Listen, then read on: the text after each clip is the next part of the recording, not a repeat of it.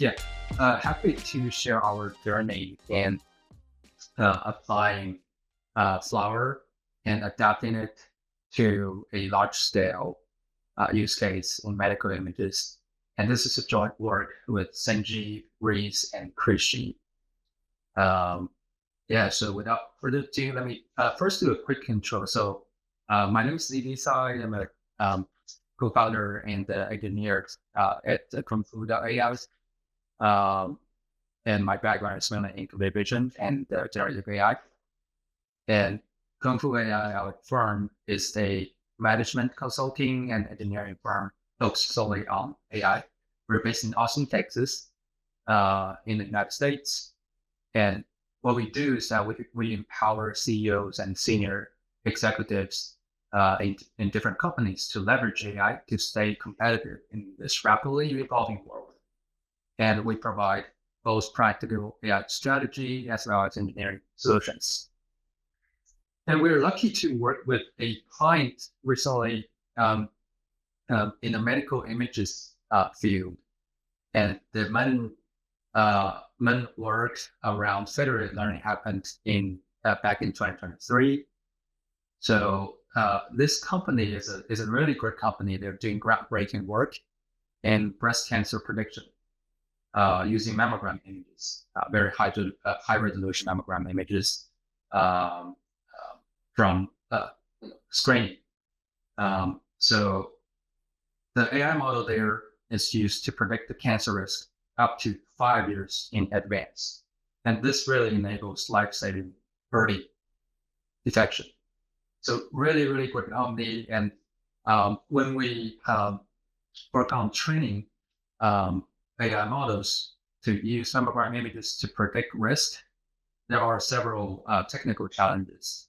First of all, this is pretty common in the healthcare industry, is that there are multiple institutions that we get the data from, and these are very sensitive healthcare data, so there's very strict compliance requirements in terms of the data shouldn't leave their individual institutions, which makes it perfect use case for federated learning.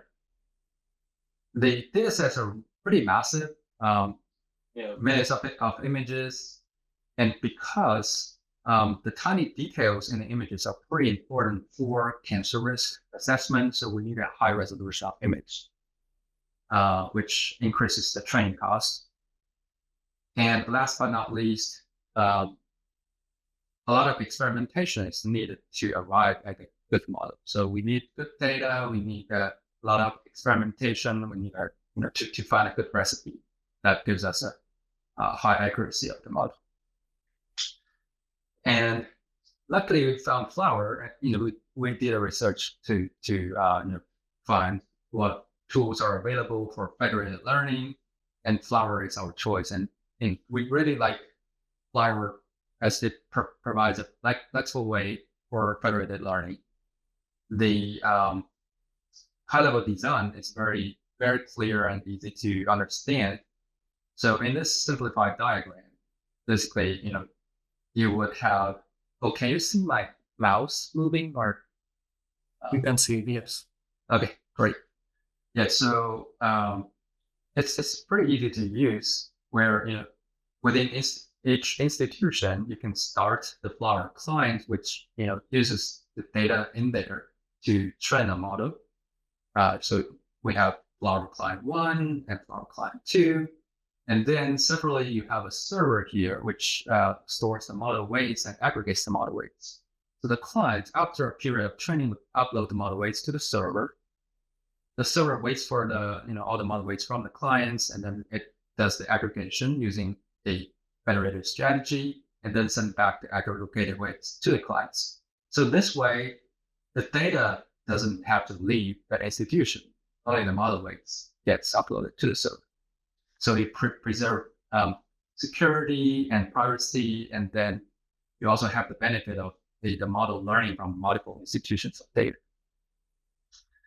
And in our initial deployment, and we use AWS as our infrastructure.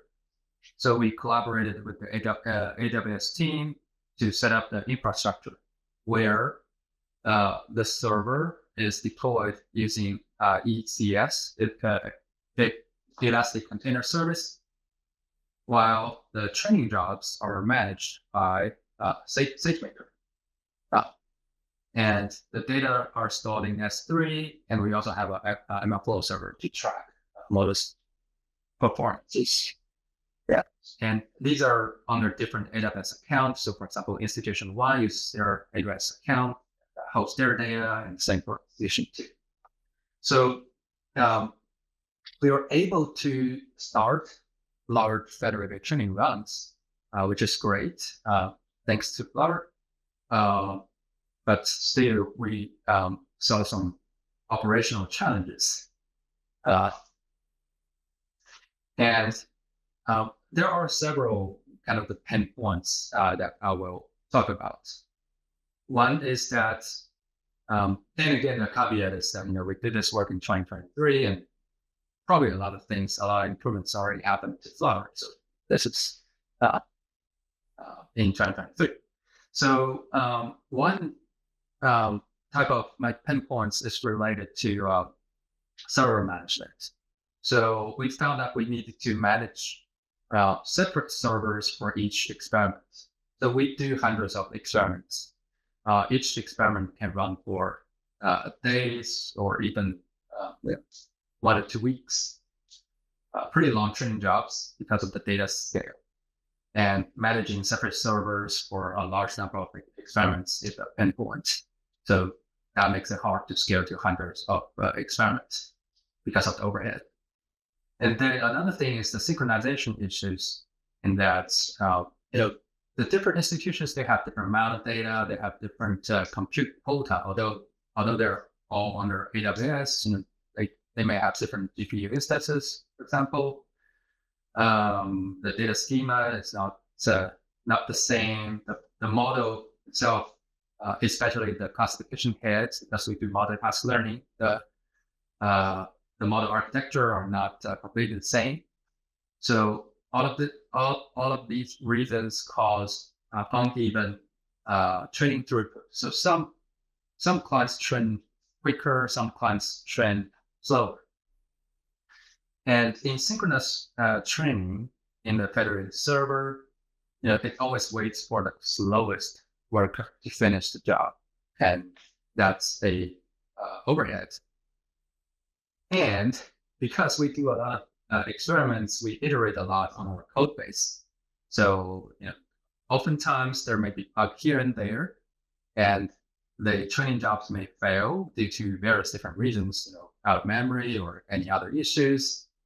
The server sometimes may have some networking issues. So different instabilities happening in anywhere. So that causes the whole training job to fail, which is a huge waste of resource. So although we were able to run some federated training jobs, because of the multiple points of failures, we ended up not having a lot of successful end-to-end training runs that can last 1 to 2 weeks on all the data. So we thought that the main issue is fault tolerance. So when some crash happen or some bug happen in any part of the whole system, how do you make sure that it doesn't bring down everything? So 2 ingredients that may help. One is delegation. So instead of centralized control by the server, how about let's have the federated clients help themselves. So aggregation happens on the server by default. What if but the aggregation itself is not very resource intensive compared to the training itself. So the clients, the client machines typically can handle the aggregation. So how about just let the client handle the aggregation? And then what that means is that instead of needing a server that's actually listening and aggregating and sending the weights back, you really only need a centralized storage or a common shared folder. So that, different workers, different clients, they do their job, they upload their model weights to the folder and then see what others have put in there. And then just do the aggregations themselves and then just keep on trading. So that's one idea, is the delegation to the clients. The second idea is to reduce waiting by asynchronous federation. This is not new. There are a lot of asynchronous federated learning algorithms. So this the faster training nodes doesn't have to wait for the slower ones. All right. So the implementation is also kind of straightforward, thanks to the great design of Flower interface. All we need to do is to move the aggregation from the server to the clients. Now each client will do their own aggregation on their own, and we no longer really need an active server. We just need a shared folder. Yeah. So conceptually, it's pretty straightforward.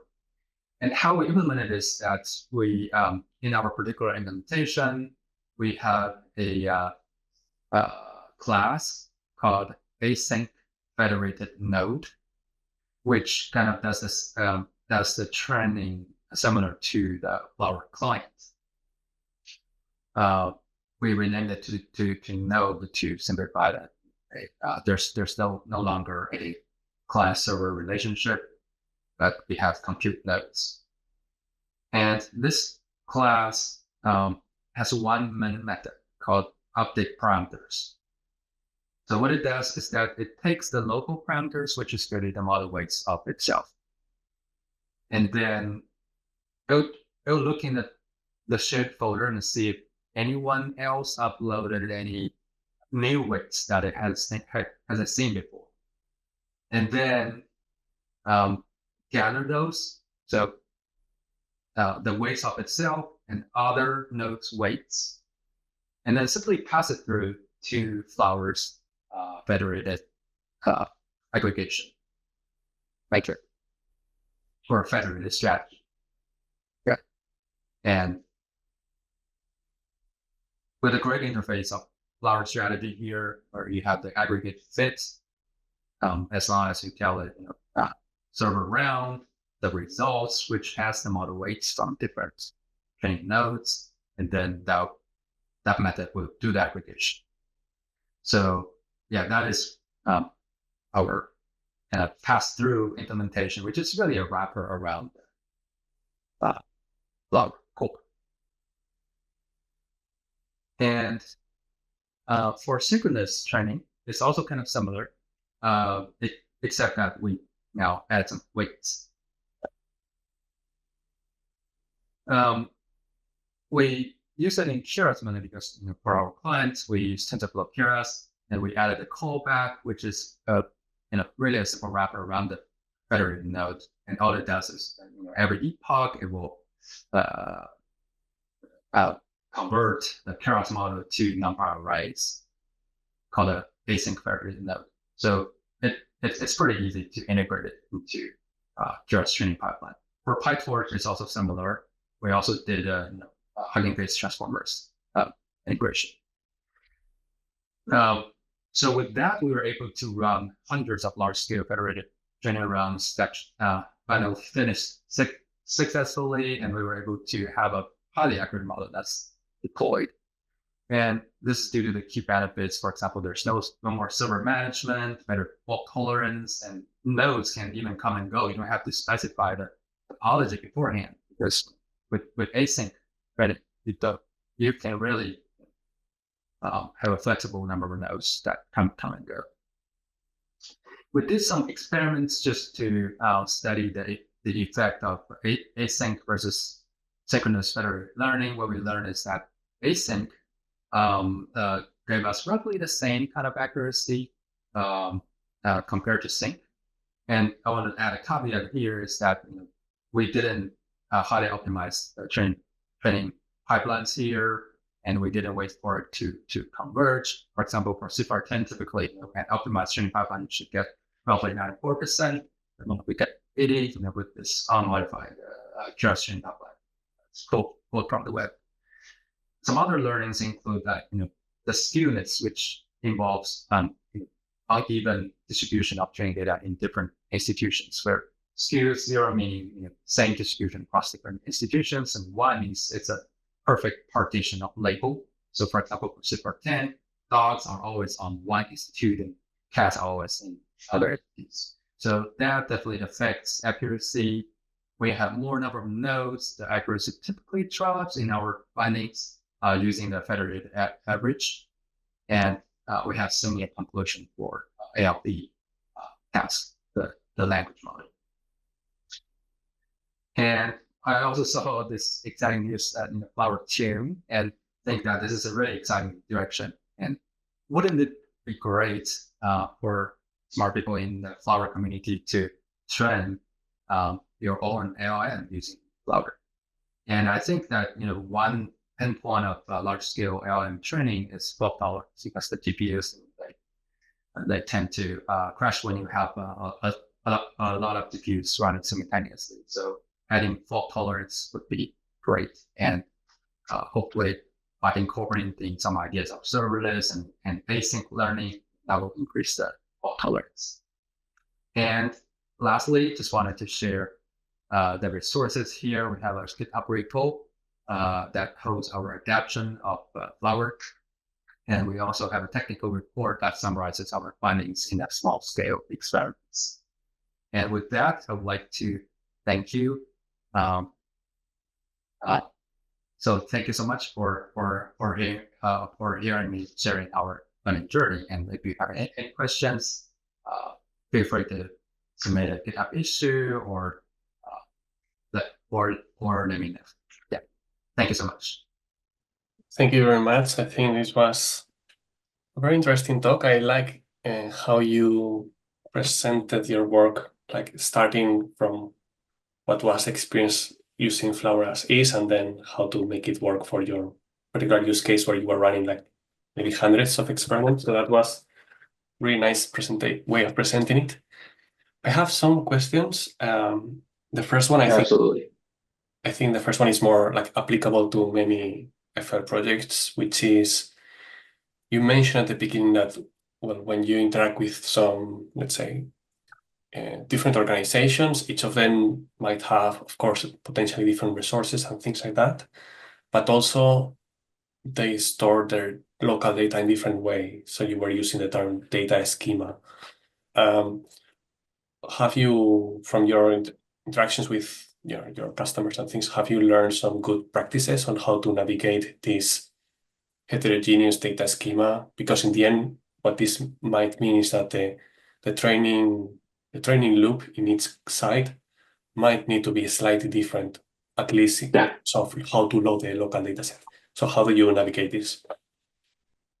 Yeah, it's such a great question. And this actually happened for our for this particular project. So a little bit of context. So although the core machine learning problem is that you take several images as inputs and predicts cancer, no cancer 5 years down, but we found it is pretty helpful to do multi-tasking machine learning, meaning you predict not only the cancer risk, but also some auxiliary variables that's found in the data. And those auxiliary variables, for example, the breast density and some other metadata related to the screening and to the diagnosis, those are different in different institutions because the institutions span across the globe. In Europe, there's different data schema than in the United States, for example. So what we did there was that, and again, this is thanks to the great design of Flower interface, is that we would have a full model and a core model. So the full model is able to predict a flexible list of targets. So that made us able to adapt to different schemas in different institutions. But the core model, the backbone of the image, the image backbone, stays the same. and it's shared across the institutions. So when we use Flower to aggregate the weights, we only aggregate the weights of the core or the backbone of the model, while we keep the different heads, for example, different classification layer that's tuned to the different schemas. Those are local. Those are local to the different institutions. So yeah, that's how we implement it for this particular. I think this makes total sense. But in the end, this also means that in order for you to evaluate how good your FL training is going, your only option is to do federated evaluation. Am I right? Given that you don't have a complete model in your server. Well, you don't have server anymore, but you know what I mean. Yeah. So yeah, in terms of what's centralized, the model weights are definitely centralized, and also the metrics we also try to centralize in a MLflow server that's in the federated account, not in individual accounts. So we will collect metrics like the accuracy of the cancer risk prediction and there. So yeah, totally agree that you're doing the federated evaluation. Yeah. Okay. And I have a couple of more questions, but if at any point anyone else, including you, Amandia and Janice, you have questions, feel free to jump in. So in the meantime, I will ask. Yeah, so I kind of I understood how you made the server kind of disappear and replace it with this concept of a shared folder. But I presume that this brings some implications, like, for example, the stages like client sampling, it doesn't exist anymore, or meaning that all clients participate all the time. And also, is this correct? yeah, I think that's totally correct. Like, all the aggregation that used to happen on the server in our implementation will happen in each of the clients. So there may be some duplicated kind of aggregation happening now because each client now does its own aggregation. There's some overhead, but I think it's only worth the additional fault tolerance. There are additional kind of risks that we have thought about. For example, if different clients have different versions of the code, would that break things? So I think there are definitely things that we need to think more about to make sure that there is a clear guideline or clear kind of best practices when we do the more decentralized training like this. I think protocol matters, convention matters. We need to make sure that in the shared folder there's a clear naming, things like that. So yeah, if there's more time to continue working on this path collaboratively, I think we need to talk more about the protocol of collaboration. I think that was very interesting, the concept of the shared folder. I have one follow-up question about this. And how do you handle, for example, setups? So what will likely happen is that each client aggregates at a different point in time, right? So it's highly likely that different clients start working with a aggregated model that is potentially not present in any other client.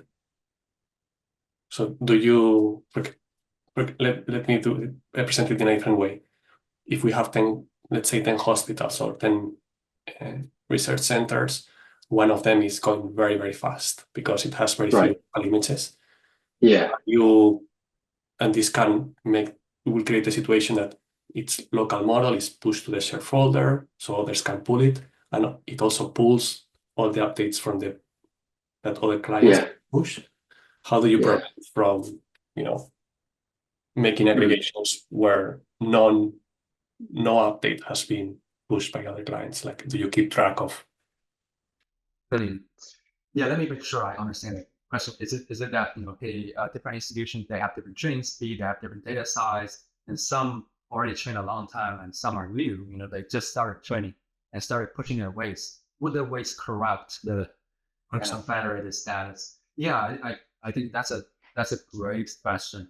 I think there's definitely a lot of room for improvement in terms of stale awareness. Like, can the I think it depends on the quality of asynchronous federated strategies to be able to recognize, oh, this is a very new model that's only trained on 100 data points, and this model weight is trained on 2 million already for 7 days. Then I should take those into account when doing aggregation and be able to adaptively cut the model weights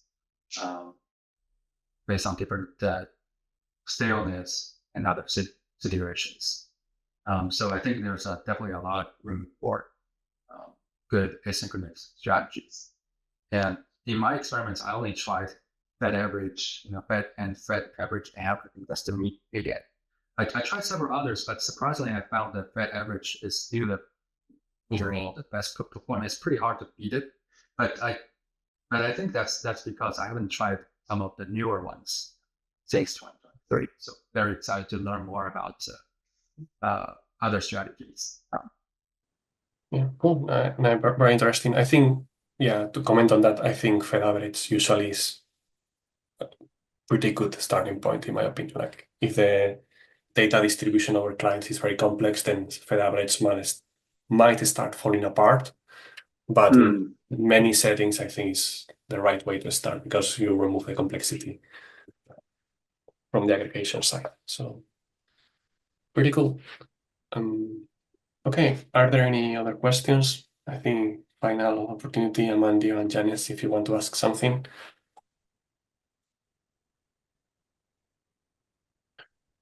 Okay, then if there are no questions, well, thank you very much once again for this super interesting work, and I'll keep this in mind. I remember you opened an issue not long ago proposing how to bring these serverless ideas into Flower.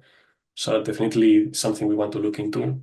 And as I mentioned, we are planning some big changes in how the deployment engine works in Flower, and I think this will become highly relevant. So we can revisit this in the weeks to come, I think. That is awesome. Thank you so much, Hans.